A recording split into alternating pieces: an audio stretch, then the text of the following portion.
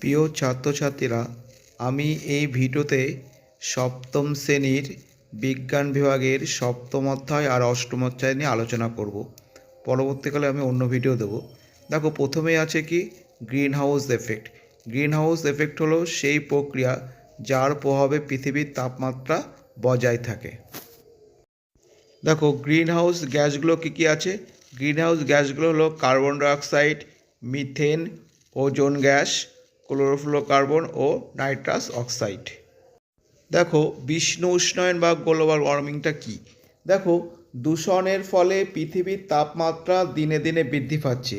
এই ঘটনাকে বলে কি বিশ্ব, অর্থাৎ এই যে দূষণের ফলে যে পৃথিবীর তাপমাত্রা বৃদ্ধি পাচ্ছে একেই বলে বিশ্ব উষ্ণায়ন।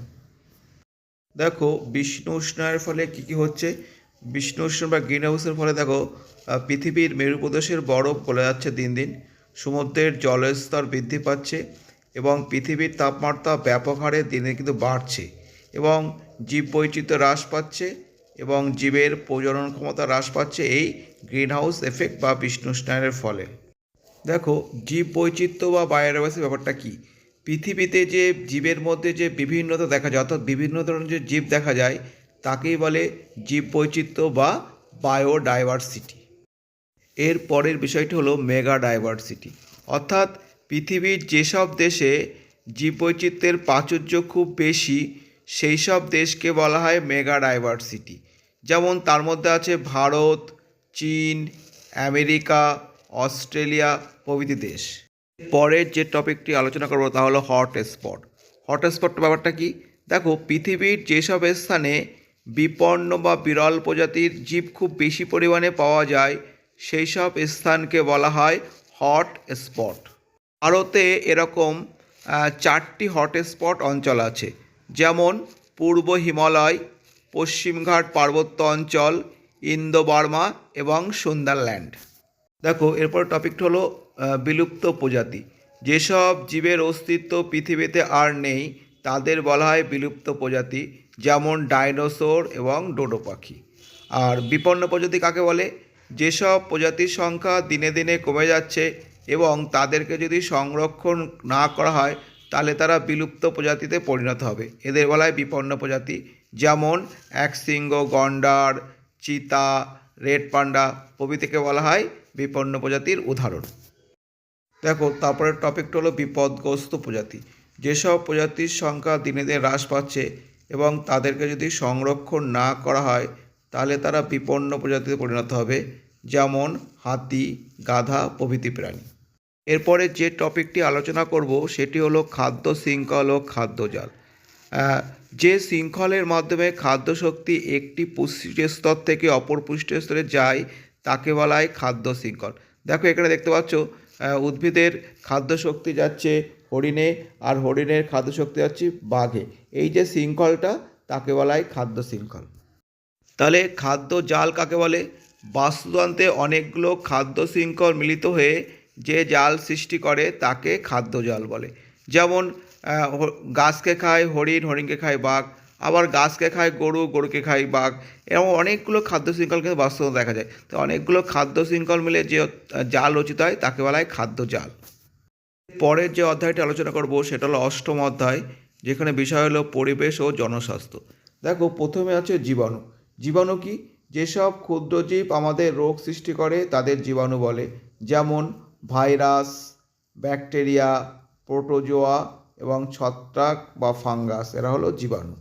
তারপরে দেখো, কয়েকটি জীবাণু ঘটিত রোগ আছে। যেমন ভাইরাস ঘটিত রোগ কী আছে। করোনা, ইনফ্লুয়েঞ্জা, জলাতঙ্ক, পোলিও, গুটি বসন্ত, জল বসন্ত। ব্যাকটেরিয়া ঘটিত রোগ কী আছে। Cholera, typhoid, tetanus. আর প্রোটোজোয়া ঘটিত রোগ কী আছে। ম্যালেরিয়া, ঘুম রোগ, কালাজ্বর। আর ছত্রাক ঘটিত রোগ কী আছে। দাঁত, হাজা, তারপরে ছুলি প্রভৃতি হলো ছত্রাক ঘটিত রোগ। এখানে বিভিন্ন রোগ আছে এবং তার জীবাণুর নাম আছে। যেমন কলেরা রোগ ঘটায় ভিব্রিও কলেরিয়া, এটা কিন্তু একটা ব্যাকটেরিয়া। ম্যালেরিয়া রোগ ঘটায়কে প্লাজমোডিয়াম ভাইভাক্স, এই প্লাজমোডিয়াম ভাইভাক্স কিন্তু এক ধরনের প্রোটোজোয়া। আর প্লেগ রোগকে ঘটায় ইয়ারসিনা পেস্টিস। এগুলো ছিল রোগ ও তার জীবাণু। পরে যে বিষয়টি আলোচনা করব সেটি হলো মশাবাহিত রোগ।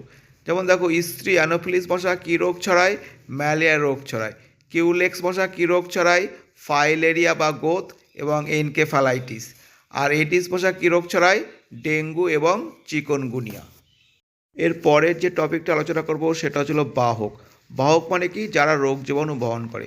এই বাহক কিন্তু দুই প্রকার হয়, একটা হচ্ছিল যান্ত্রিক বাহক, একটা হচ্ছিল জৈবিক বাহক। যান্ত্রিক বাহক কাকে বলে? যেসব বাহক রোগ জীবাণু বহন করে এবং বাহকের দেহে কিন্তু রোগ জীবাণুর জীবনচক্র সম্পূর্ণ হয় না, তাদেরকে বলা হয় যান্ত্রিক বাহক, যেমন মাছি। আর জৈবিক বাহক কাকে বলে?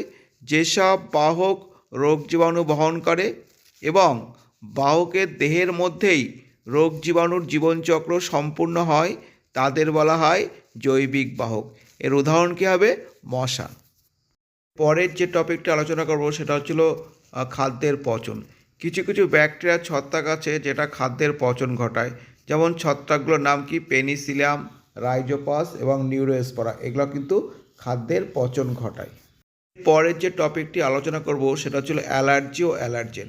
অ্যাকচুয়ালি যেসব বস্তু অ্যালার্জি রোগ সৃষ্টি করে তাদের অ্যালার্জেন বলে, যেমন বেগুন আর চিংড়ি। আর এইসব বস্তু যখন এই রোগটা ঘটায় তাদেরকে বলা হয় কি? অ্যালার্জি। তারপরে টপিকটা হলো বার্ড ফ্লু। এখানে বার্ড ফ্লু রেপটা কিন্তু পড়েনি, ঠিক আছে। এই যে বার্ড ফ্লু যে রোগ, এর জীবাণুটার নাম হচ্ছিল H5N1। বার্ড ফ্লু রোগের জীবাণু কি? H5N1। তারপরে যে টপিকটা আলোচনা করবো সেটা হচ্ছিল পাস্তুরাইজেশন। পাস্তুরাইজেশন ব্যাপারটা কি?